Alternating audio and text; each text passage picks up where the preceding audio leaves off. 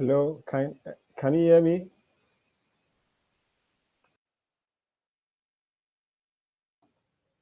Yes.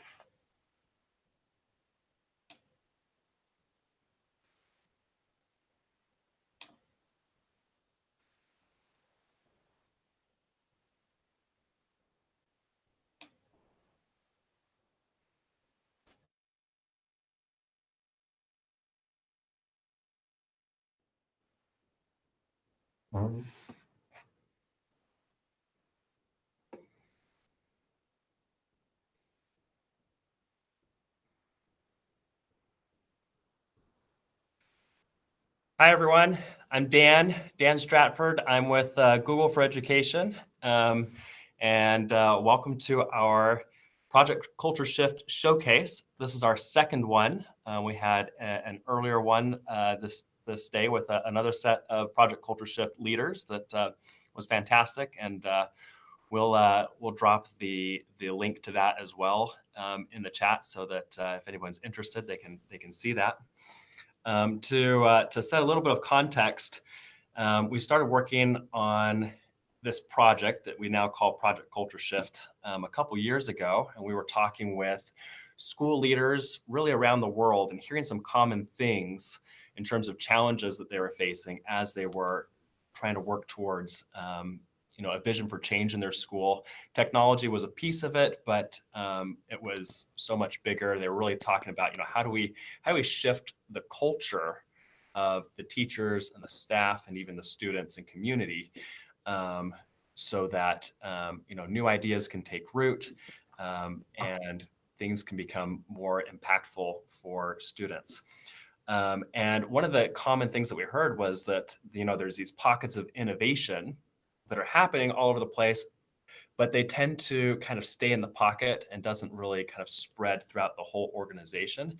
And so we started thinking, what are some things that we can share? What are some things we can do to kind of support schools in doing this?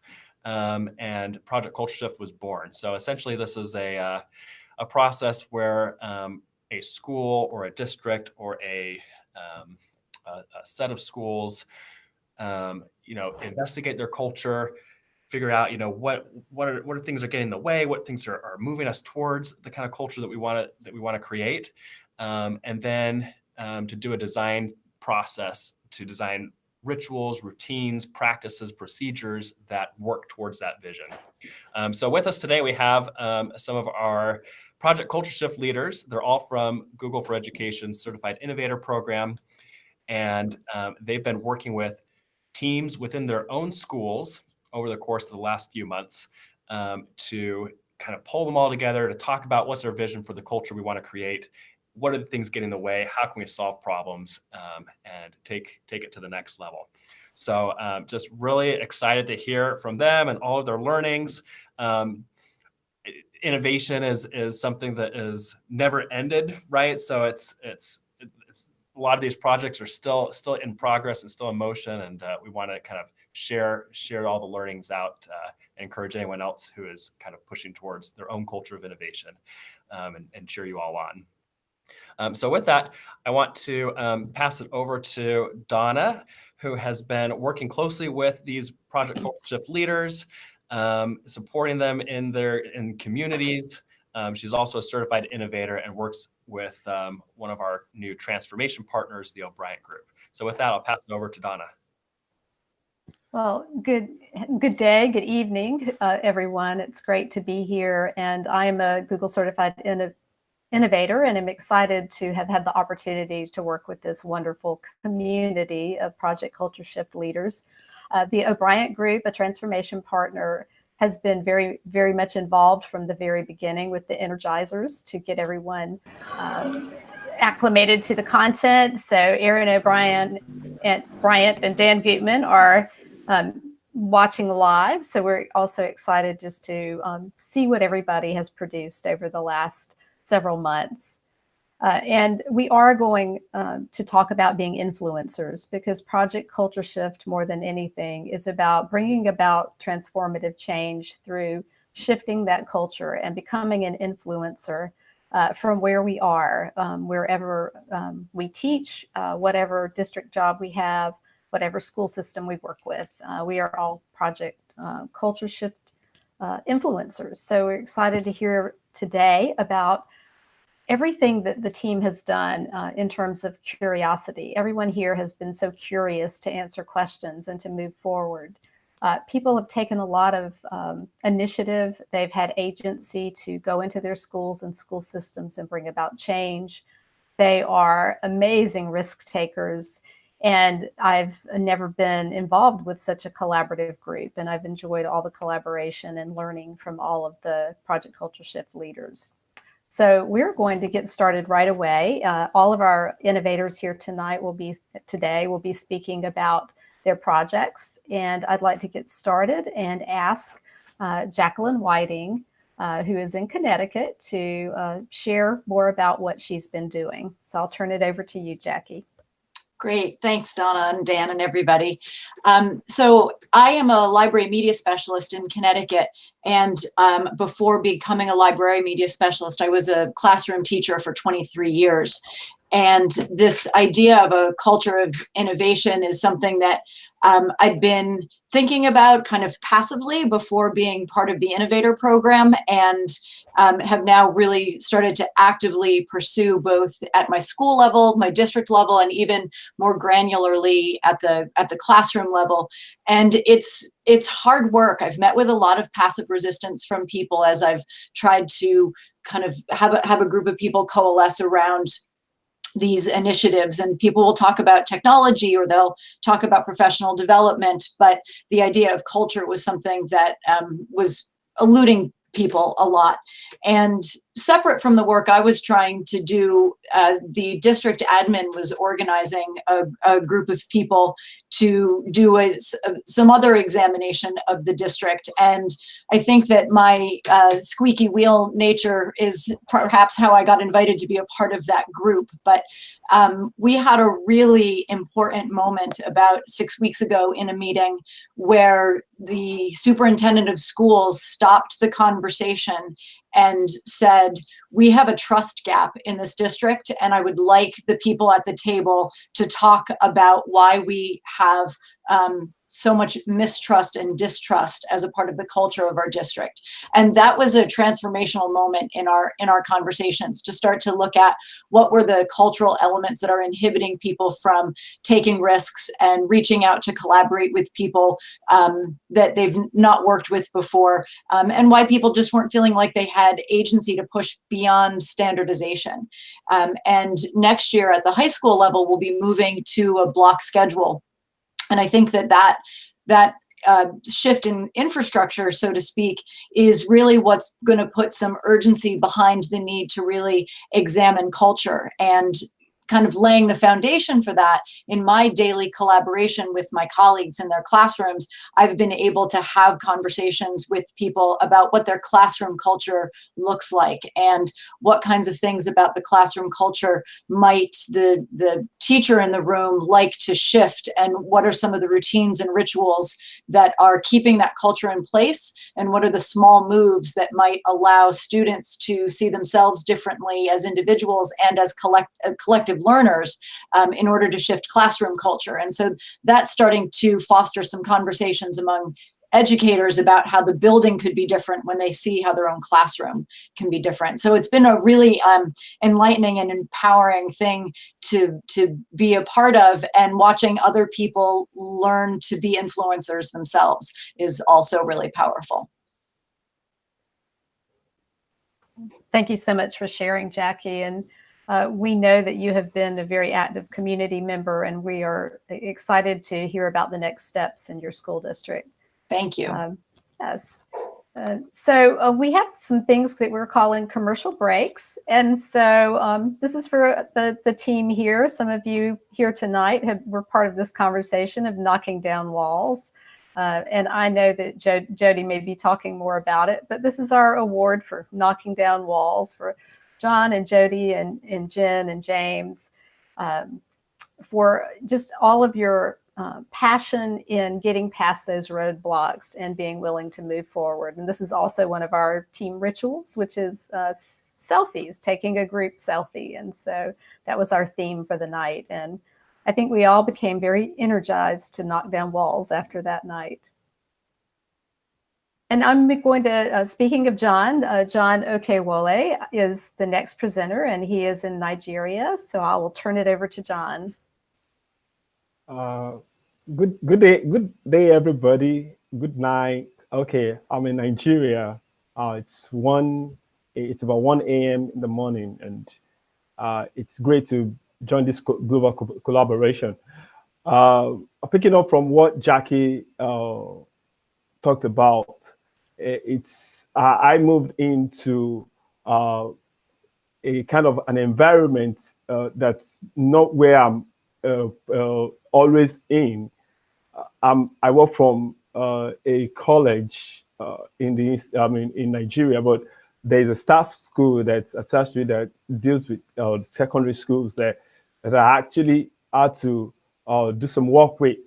I had this idea that was actually funded by Creative Commons that I wanted to talk about open, but I was actually much more flexible about what I wanted to do because the school, that, as I found out, they've got a couple of infrastructure on ground, but nothing seems to be done with those infrastructure. Like they have computer systems, they have the internet connection and all that were actually funded to a certain extent.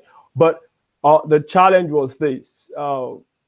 Everybody was thinking about, okay, we need to do something about technology integration in the school, but they kind of like find they have issue of where to start. And so when I met with the principal, I spoke of the school. I asked a couple of questions. I found out from the questions that I asked that they rarely have professional development in a session. I was told that the last time they had a professional development was like 18 months ago. I was like, what? Seriously? That shouldn't be. So immediately I went into action and I called that we should have a meeting.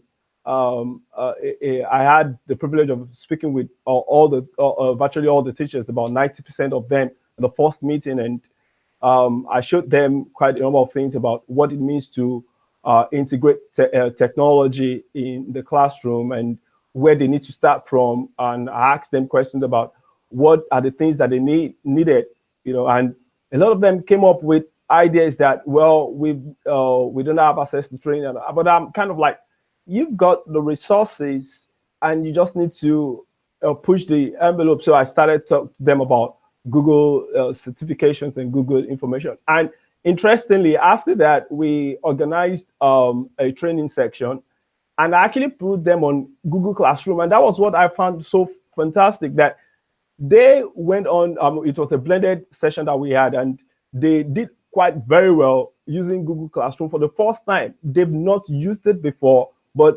every one of them got into it. I had about 20 teachers that got on Google Classroom during the project and the training, and they were able to get into the classroom, use the materials, communicate, answer the questions, use the forms, and it was interesting. So I'm kind of like, if these things are actually pushed across to these schools, a lot of them will kind of like get into it. The teachers will start to make use of it. So that's so now part of it was the fact that I now moved on to organize a kind of a training coding introduction to the students of the school too. And the students were really something else. They were excited about learning coding, getting introduced to. So the computer labs that they had that were non-functional before, that was nothing was actually happening there. I got it working, and the students are actually going there in break times, after school hours.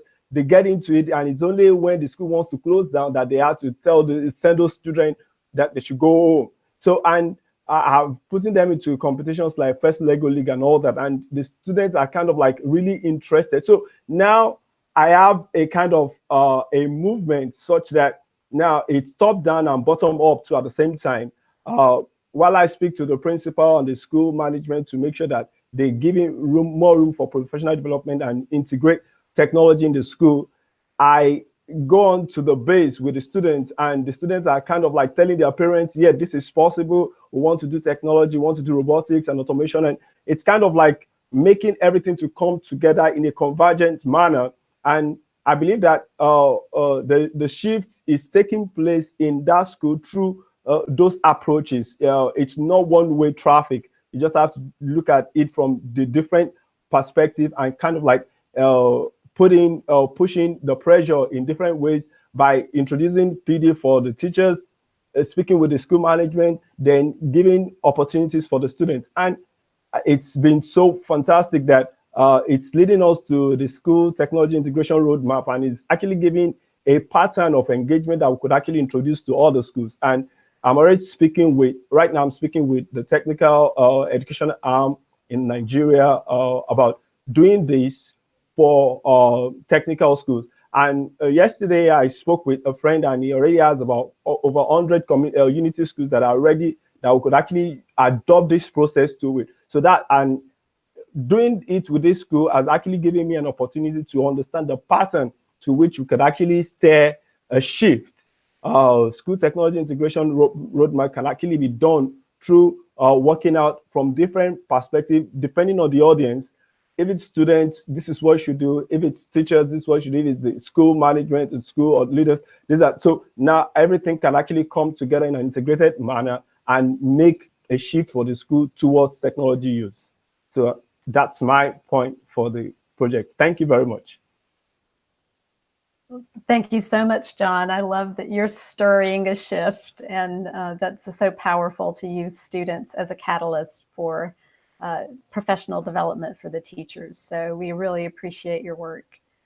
Thank you. You're welcome. So shifting on, there's an award for this collaborative team. Everyone in Project Culture Shift has been very collaborative, but I'm going to have hats off to Michael Davidson and Jackie Whiting and all the people they connected with, because they were always involved with some of our evening hangouts and our daytime hangouts. And we really appreciate you all for taking the time to collaborate and get to know this global community. It's been very fulfilling for me personally to meet so many wonderful educators around the globe. So moving on, our next presenter is Michael Davidson in New Zealand. So I'm going to turn it over to Michael to tell you what he's been up to. So hi everyone. I'm kind of pleased, I guess, or lucky to be working at a school that opens for the first time in 2 weeks. So our kind of challenge was to take we had 11 staff from 9 different schools coming in, so all from different cultures, and kind of meld that into something that works. So it was a challenge, but it was also a really good opportunity because it was essentially a blank slate. So I kind of approached it with 3 different kind of main projects. The first one I kind of took from the Project Culture Shift materials, and we did a kind of version of G-Thanks or E-Thanks, which we have up and running now, where it's almost ridiculous the amount of thanks that are being thrown around by everyone, but it's actually a really good reminder. So we've gotten that into the our normal everyday weekly routines, and I'm really, really lucky also to have all of our staff are just kind of the mindset that we need to make a positive culture. There's no one that's been here for 10 years or saying, oh, this is how we've done it, and like we're all about change here. So I've not actually been stopped, and I've got a lot of buy-in from a lot of people.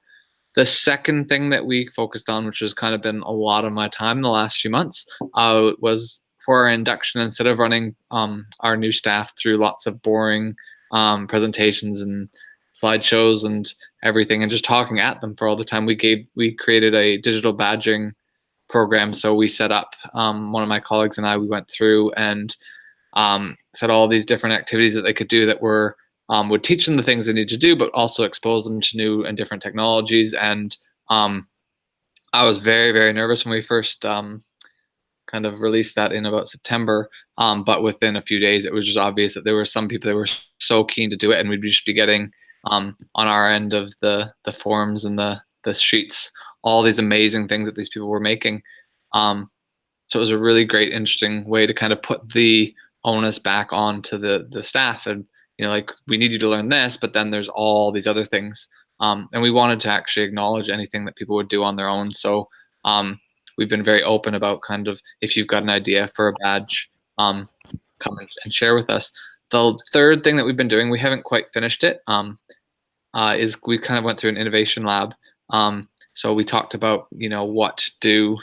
We imagined who the people we were trying to serve and how we wanted to make everything good for them. So we looked at the educators, and in groups we kind of came up with 3 different ideas through the design thinking process. So one group is going to make a kind of fill your bucket display in our staff room. Another group is going to get everyone's kind of passions and everything and make displays about that so we can learn about each other. And a third group is going to make kind of a provocation table so we can kind of have a play with things and learn new things in the staff room, which is just amazing, because some of these ideas are things I came up with myself and didn't share with them, but when we went through the process with me leading them, they kind of arrived at them on their own time.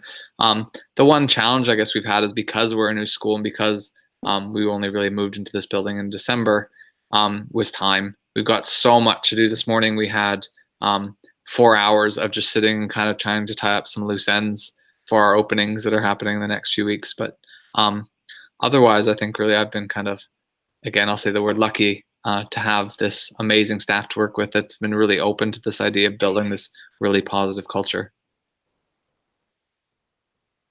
Thank you so much. Thank you so much for sharing, Michael.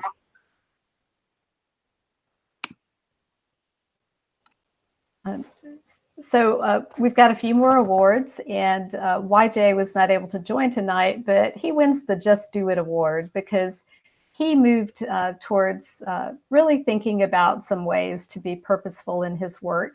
And we just love the fact that he is out there surfing on those waves and moving forward, getting this opportunity to rewire students' brains and make that culture shift. So that's our commercial break for YJ. And I'm going to turn it over to Jen Levin now, who is in Illinois. Jen, take it away. Hi, I'm Jen, and I am a creative technology teacher in Elmhurst, Illinois, which is basically, it used to be called computer literacy. So I'm a technology elective teacher at a middle school. And our staff leadership team this year, our building goals included a goal for teachers to observe each other in their classroom spaces to come up with new ideas. So the traditional format that most teachers would recognize this would be as the pineapple chart. And we formed a small team within that staff leadership team, and we wanted to find a way to introduce and adapt this program to a way that would really get a lot of buy-in by our staff. We have a wide range of brand new teachers and teachers that have been there for 20 years. And it's sometimes hard to kind of energize and get people excited about things where you get one group but not the other group. And it's, you can't make everyone happy all the time. But we thought, you know what, we're going to try the best we can and make this as seamless as possible, as easy to incorporate as possible. So we came up with a system and some rituals of our own that we dubbed our initiative the Pop-ins initiative, because we wanted teachers to feel free to very casually pop into another colleague's room, see what's going on, and get what you can from that, maybe have conversations afterwards, maybe work on pointing out things that work or asking questions, but just getting them used to that habit of going in and seeing each other with not a lot of stress and not having it put upon them. So we decided to call our initiative Pop-ins because our school colors are red and white. And we took that traditional popcorn bucket with the red and white stripes, and we thought it kind of ties in and really kind of personalizes the initiative for our building. And we took that whole movie theme, and I have a tendency to get really ridiculous and over the top with things. So we created a movie trailer to introduce it to our staff that started, in a world, and it got all through it, and I had our whole staff involved in it. So there's a little screenshot from it of the teachers walking down the hallway, and we used dramatic music and all of that. We did introduce the initiative to our staff just last week. We had a late start professional development day. So there's a little photo of me and some of the other teachers on my tiny team that organized this. We were very nervous, but the reception was quite good. I mean, we really tried to celebrate it and blow it up, and we bought bags of popcorn for everyone, and we have little movie tickets that teachers can use to give feedback and little written notes to teachers.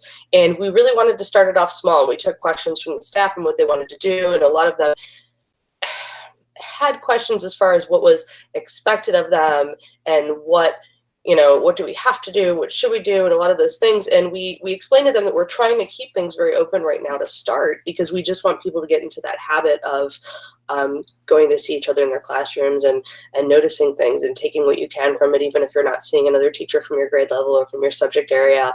And then we can hopefully build off of that. So we're trying to start small and then gradually create more change after that, once people are more intrinsically motivated and excited about, just having those conversations and kind of getting over that self-consciousness or maybe mistrust that is happening. So we launched it. Seems like we had pretty good reception so far. And our challenge now is how to keep it going and how to keep teachers motivated and keep bringing it back, because we don't want it to be a one and done where we just introduce, we're like, here's this thing, all finished. So we are working now with how to kind of keep that momentum going and keep people, excited and wanting to try this, because it's very new for a lot of our teachers, and we're asking them to take a big risk. But we're optimistic, and we think we can do it. So that was my project. Thank you so much, Jen. I've loved seeing the idea evolve and love the idea of the popcorn. And just for the viewers, there are links. We're sharing the slide deck so you can go see Jen's video. It is really a great video. My staff will probably be mortified that it's there. No, it's great. Thank you so much for sharing. Thank you. So the next commercial break is the most global team. We have been so fortunate to have GCIs from around the globe in Project Culture Shift, and the Rogue 4 team with Chris Webb and Kelly Orvik and Bia Aguilar and YJ and Robin Worley and Hugh-Ann Wren and Mark Sharon has been the most global team that we've had. We've had so many countries represented by these small teams, and we've learned from each other in many different ways. So congrats to the Rogue 4 team. And I'm going to move on to Kat Goyette. Kat, I'm going to turn it over to you to talk about what you've been doing in your work in California. Thank you. So my name's Catherine Goyette, and I have been working with a new group of educators. They're together for the first time. We have a computer science push in the state of California. The standards just came out. And so understanding that in order to move forward with this work for implementation, we need to have a culture that will support that. So the first step, the first challenge was bringing together this group of individuals from various school sites, various districts that don't have a background in computer science. So they are excited but hesitant and a little scared. And so we really had to make sure that they felt comfortable and that culture was there, that in the professional learning sessions during this cohort, that they were willing to take those risks and have the risk-taking culture. That actually was not very difficult to do, because all of these educators were excited and very supportive of each other. And so that went very well, very quickly. There was a lot of shared interest in what was happening. These were math and science teachers learning to teach math and science through computer science. But there were certainly, there was certainly a lot of times where individuals needed support from others because it was so new. The next challenge, which I think is our bigger challenge, is the fact that now that they are excited and have done this learning and have been taking risks in their classrooms and want to move forward, how do we make sure that as individuals wanting to move forward with this work, when they go back to their districts, to their classrooms, to their school sites, how are they able to affect change in that culture? Being that they are not necessarily district leaders, school site leaders, et cetera. Most of them are educators, maybe department heads, but still not the main decision makers in districts. And so what we really learned was it was important that we become a student of our systems. What does our current culture look like? What is that current reality? And so having all of the educators come together and analyze what is the current reality, what is the system that I'm going to go back to, and then how can I then create a future reality that I want. That really helped them. You have to know where you are before, you have to know two things. I think it's like GPS. You have to know where you are and where you're going in order to have a plan that's going to work. And so that was really helpful for the educators to analyze their current system, but also to collaborate together and see that there are differences, because when they go back to their sites, it's important that they have stories to say, in our region, there's something else going on. This is possible. Here's some things that we can believe in. Here's some ideas that we can implement. So it's been an interesting challenge, and the Project Culture Shift resources and protocols have been really helpful in moving forward with this. And I'm excited to see what they'll be doing. You'll see on the slide there one of the protocols that we use to assess our current reality and then decide what that future is going to be so that we know how to get there. Thank you so much for sharing, Catherine. That is amazing work, and I'd love to delve into what's in that tree. That looks like some wonderful, wonderful Post-its there. So thank you so much for sharing. We're excited to hear about the next steps. Thank you. And we'll take a shift over for just another award commercial, because Michael said it himself. He said, I'm the luckiest person. So Michael, you're one of the lucky 13. They had a group, the Lucky 13, and Michael Davidson, Monty Limmer, Crystal Ho, and Lisa Berghoff were always thinking about how lucky they are. And some of you are on summer break right now, so we think you're pretty lucky too. So we'll move on, but thank you for joining that team and always looking on the bright side, even when your team number was number 13. So YJ is up next. I think he's with us, and he is from Singapore. YJ, we'd love to hear more about what you've been doing in your school. Hi. So I hope that everyone can hear me, and good whatever to everyone right now. So I'd like to talk a bit more about my project. So what I've done over here is actually to unpack a few of the problems that we have. So over here in Singapore, we do have a very rigorous education system, which also means that we have a lot of structures and a lot of hierarchies in place. The top-down approach isn't something that really works unless you are, let's say, the minister or director of education. So what I've done to go about this is actually to do a bottom-up approach instead.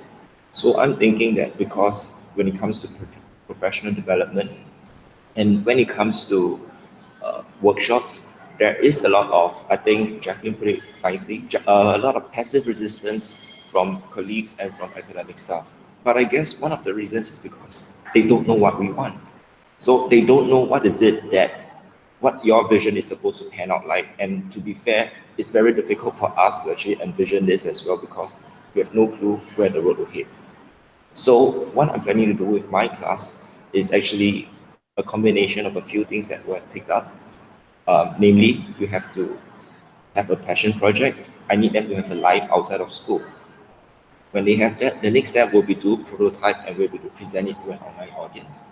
And what the problem is right now is you don't know who your audience is, you don't know how old they are, you don't know who's carrying, you don't know who's watching. So the best way to do it, I thought, was to look for a framework. And the best framework that I found so far was something called the Pecha framework. It's called the 20 by 20, which means 20 slides in 20 seconds. So I thought that, with a proper slides, with a more engaging format of presentation, is it possible for them to conceptualize their ideas so that they are able to actually pitch it to an online audience and optimize the audience engagement level at the same time? With 20 slides of minimal words, maximum images, the students throughout the journey also realize that they have to conceptualize their project in a better way. So for example, I have one girl in my class who likes snowboarding. So if she likes that and she wants to sell the idea to the world about how much this means to her, she will have to actually think about how many slides and how many pictures she has to dedicate to it. After introducing herself, maybe she has to talk about her skill level, what she finds exciting about it, and eventually what are her next targets. So with a structured yet loose and fun way of presenting, I'm hoping that this will kind of like engage an imaginary online audience when it comes to selling the ideas. The next step from there, after the Pecha framework, will be to ensure that they actually can talk about themselves in a safe manner. And one of the things I've also realized throughout the years is that students are kind of terrified of YouTube. They don't like to put their face out there because I guess there are always like potential trolls and potential people who are out there waiting to take them down. So I'm planning to actually bring in another tool, which is called Flipgrid. So with the idea of Flipgrid and the students being able to peer review themselves, I think there is a more controlled and a more safe environment for them to actually share their ideas. And gradually, when this takes off, we'll bring it to the next stage where we actually build a digital portfolio for them. And actually will look for potential partners, potential organizations, and potential people whom they should talk to. Using, for example, LinkedIn and the algorithm of how to match yourself with the best people and the people who have the same interests as you, they will be able to talk to people and actually pitch their idea to the relevant audience.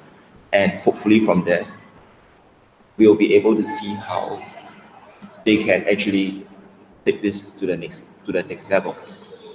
So in order to wrap it up, my culture shift starts from myself, from my classes, where I actually want to make them brand their idea, package their idea, and actually bring it out towards the world. And by doing so, I hope that other teachers in Singapore and within our region will be able to also get caught on in the wave and will be able to engage their students in a way beyond the classroom and hopefully into something more meaningful.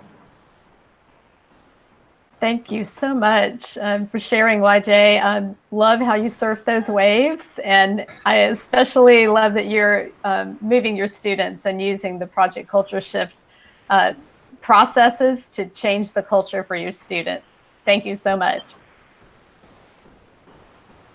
So we're going to move on. We have another speaker now. Jody Meacher is here. And she's in Canada with us tonight. So Jody, turn it over to you. Thanks. Hi, I'm in Quebec, Canada. So it's the opposite of summer here. It's minus 26 degrees Celsius. And I teach in a school board that is rural and covers a very large area. I am a consultant for the pedagogical integration of technology, which basically means that I am a coach. So I work with 20 schools, 20 elementary schools and 3 high schools in what some people would consider fairly ideal conditions.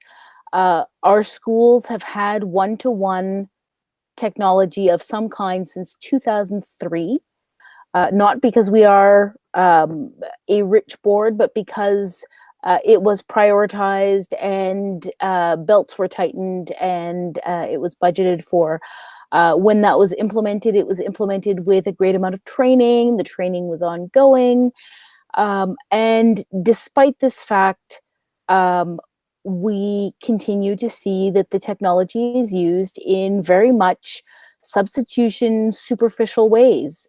For the most part, there are pockets of innovation, but it's very difficult to see how the technology is really giving us the bang for the buck. When you think about all our students from grade 5 to grade 11 with one-to-one devices. In addition to that, this year, the Quebec government made new monies available specifically earmarked for the purchase of programming and robotics equipment. So we have all kinds of other toys. We received grants years ago, and most of our classrooms have smart boards. So as somebody with my role of a technology coach, there's lots of stuff here. And what's missing is that culture of innovation, trying to spread those ideas that this can be used for more than typing up the essay and making a presentation a couple of times a year. This year happened to be a great year, not only because we have these new robotics kits available to us, but also because we've just made a shift from our previous devices to Chromebooks. And so Chromebooks are new for many teachers. So in a year that we're shifting to new devices is a really good time to shift practices. If I have to change anyways from the way I used to do things to a new way of doing things, now's a good time. And so for my role, I really wanted to see something rich happening with the technology. I wanted the technology to be used, or I still want the technology to be used regularly across all subjects, across all grade levels. I want learners who are building understanding and communicating creatively and collaborating globally, and all that implies a change in pedagogy as well. But it also implies that we value this technology as a learning tool, not just as something to perpetuate the same old ways. So I set out to begin working with one school and have a shift in culture at that school. We were going to pursue curiosity so that the teachers could go and find new tools on their own, and pursue agency, that they were masters of their own professional development, and risk-taking, that they could try new things, and those things might fail, but keep trying new things, and collaborate with colleagues to do new things. And I was all set. We had dates. The principal was on board. The school was a prime school for a shift. And 3 days before the first workshop, the principal emailed me and said, you know, the teachers are really tired and overwhelmed. We've just had report cards. I don't think it's going to be a good time. And so the dates that we had that were pedagogical days and we had the teachers available suddenly were unavailable. And so it threw up this wall. And for a little while, I looked at my project and thought it was done.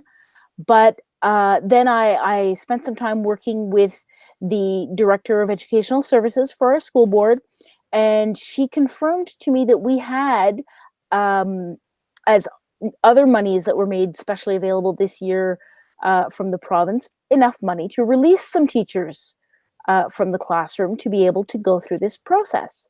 So I was ready to go again. I'd knocked down the wall of losing that first school, and I was ready to begin working with them again.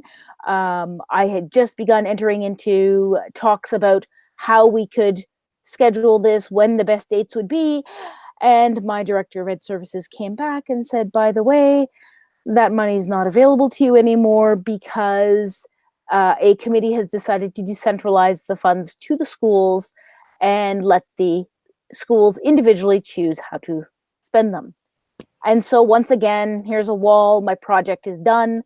And so I was a little bit at sea, and I spent some more time with our board's Director of Educational Services. And part of the result of all these walls is I've really talked this project through with someone with the power to help me make these changes happen.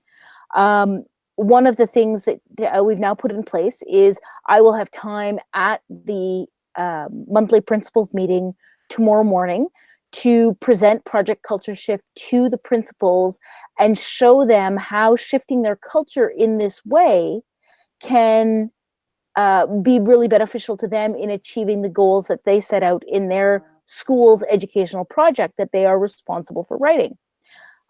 So she has not only given me time, she has given me tips about how to make it meaningful and get administrator buy-in, such that we will offer the Project Culture Shift, but not just to one pilot school. We will offer it to multiple schools. They will all be able to attend using the same money, the decentralized money, but instead of us saying, here, there's money, and it not having value to them, it's something that they have now invested in the process to participate in. The Director of Educational Services is making it mandatory that if a school sends a team, the principal must participate, which has now enshrined someone with power in the school being present and part of the decisions to help move things forward. So what I've really learned through this process is nothing's fast, nothing's easy, but through the process of hitting walls and knocking those walls down and moving forward, we create better projects. And so now I know that I'm going to be able to work with multiple schools. Each school is going to be able to focus on developing a ritual or a routine that can help them shift their culture to using the technology in better pedagogical ways. One of my concerns when I thought that I was going to have to release teachers was whether this is sustainable. But I've also found that this now newly decentralized money will be available for a couple of years, which should allow us to go through this process with most of our schools at some point along the way. Once most of our schools have been through Project Culture Shift once, this then becomes something that is sustainable because we have a large body of teachers who understand that process, and we can go back and renew that process, revisiting the process, re-brainstorming. And so I'm really excited. Not only is there going to be better buy-in and stronger results because of that buy-in, but I've also found the sustainability that I was looking for.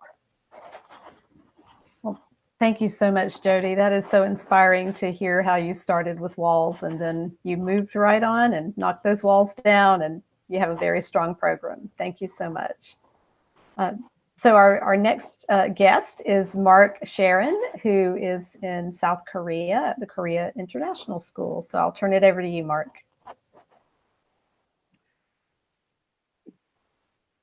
Thank you very much.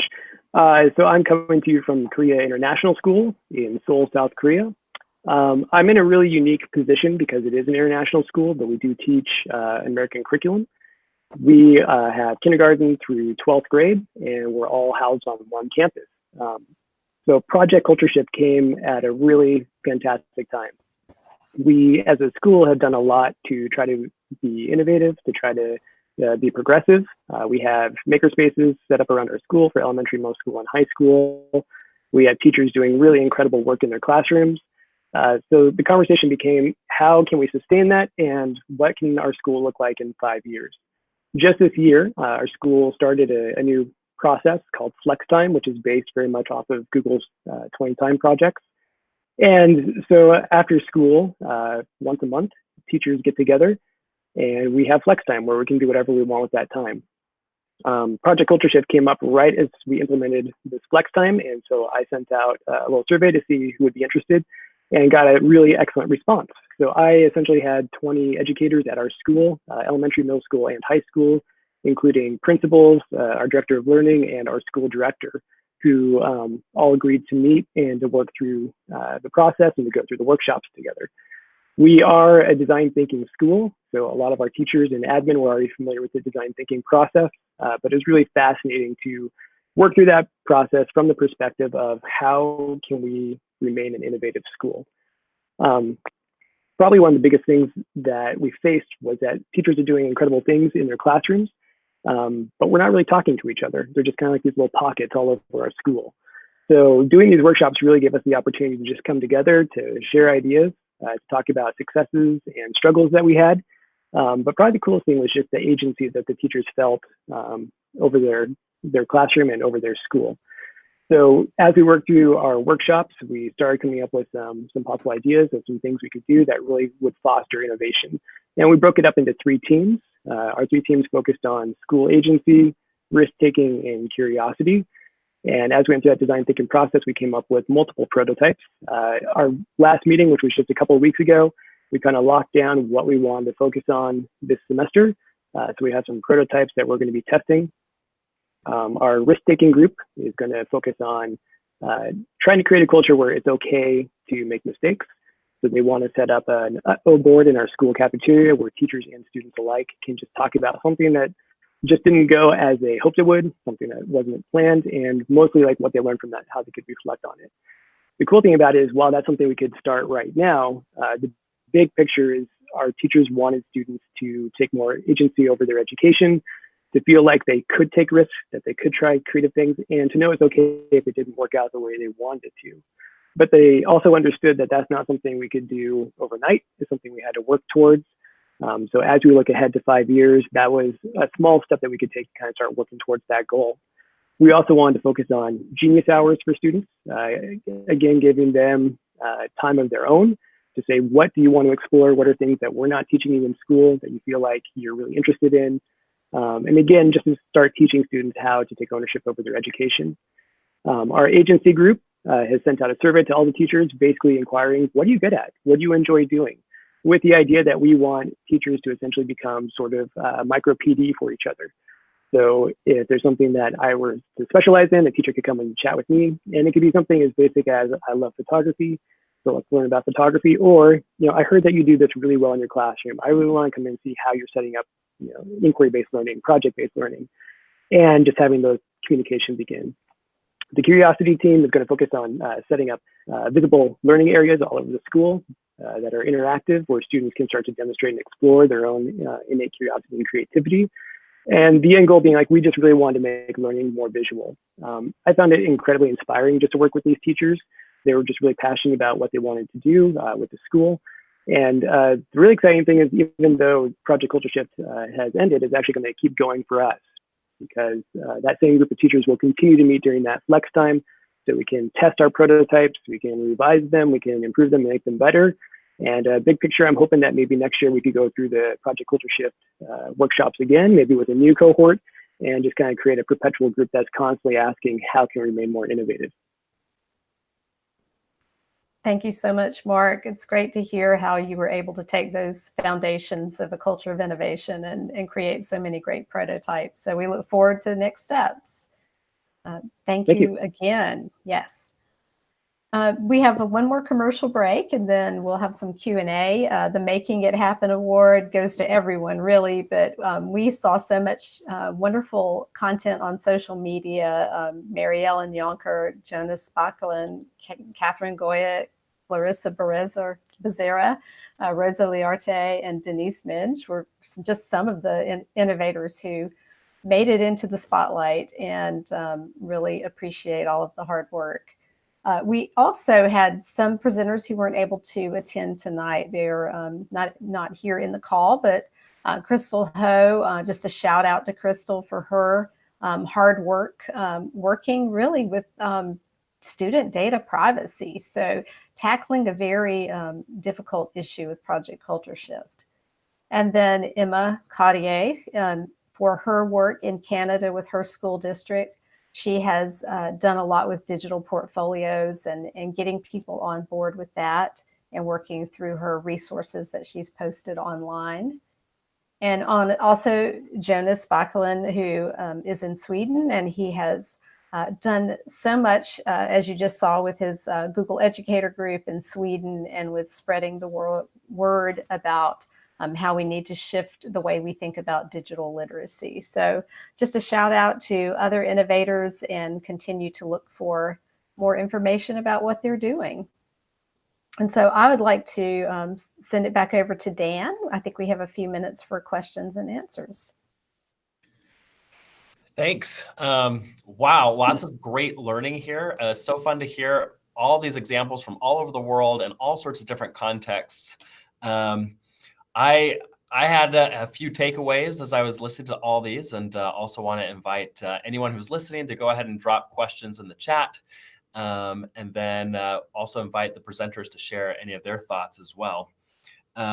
Some of the things I heard, so Jackie talked to us about, one of the big things that she took away was, just acknowledging one of the cultural issues that was preventing innovation was a huge breakthrough. And so sometimes just like getting together and naming what is the cultural challenge we're facing can be a big help. John talked about the importance of not just top down, but also bottom up in terms of shifting the culture. Jen talked about what I took away from Jen was just about making this a fun thing, incorporating the popcorn idea and the movie idea. I thought it was just brilliant. Kat, mentioned being learners of our own system, figuring out, what does our culture really look like and what does it take to change it? Just that kind of introspection being really valuable. YJ, taking a stand and saying, the culture shift starts with me in my classroom and what I do. I think just sets a really great example. Jody, wow, sparking a fire that's spreading to all of her schools. I think really amazing, fantastic. And then Mark, some really cool ideas coming out of the international school, able to really pull together a large group of stakeholders across the whole school to tackle some of these key areas of promoting a culture of innovation, agency, curiosity, risk-taking. So lots of really cool examples. Again, the link to this deck is shared, and you can see it right here on the screen as well. So I'll monitor the chat if there's any questions that come through, but want to ask our panelists here, as you've listened to each other, what are some thoughts or takeaways you've had as you've kind of learned from each other's journeys?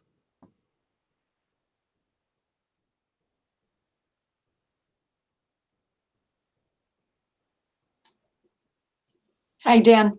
I think that there's an issue of culture and capacity, and they seem to sometimes be at odds with one another. And this is being my 26th year, I encounter a lot of well-intentioned decision makers who push forward on the technology end, almost with the assumption that the culture already exists, or that the technology will bring the culture that we need to be innovative. And the thing that has been most valuable for me participating in this is the ability to put the brakes on some of those things, because pushing forward with capacity when the culture doesn't exist breeds resentment of the technology and of the ways in which it's forcing people to change. But building the culture then creates a community of learners who are now chomping at the bit for the technology and all the ways to change. So the culture has to come first. And this every day that I work on this project, it reinforces that for me. Makes a lot of sense. Thanks for sharing that. I think I've seen that a lot as well. People thinking like the technology is going to change it. That's what's going to drive the innovation. It's like, well, that's part of it, but it's really the people side of it is huge, right? Other thoughts from others on the call? Let me go on that.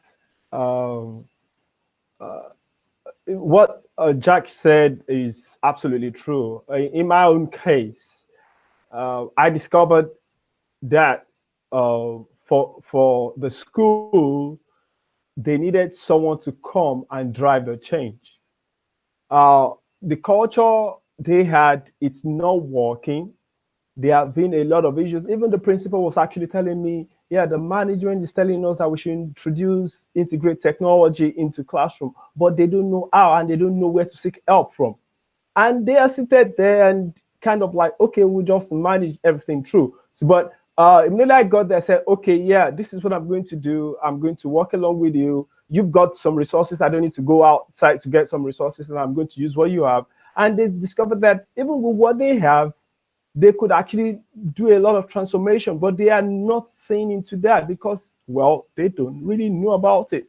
That's the first thing. Then the other dimension to it that I know about culture shift is the fact that when you start as a driver, as the key driver of a shift in the culture, you discover that you will start to get linked up. Like we are in the community right now, you'll start to get linked up to other people with like minds that are ready to change or shift the culture. That's when you're going to see that, oh, I'm actually doing this. I'm working with someone right now. I got to meet the person through a lead when I went for a conference in Bordeaux. They just told me that there's something going on in Africa. Am I ready to be part of? I said, no problem. They got me the link, and I discovered that there was someone that's actually doing something in Nigeria that I could work with.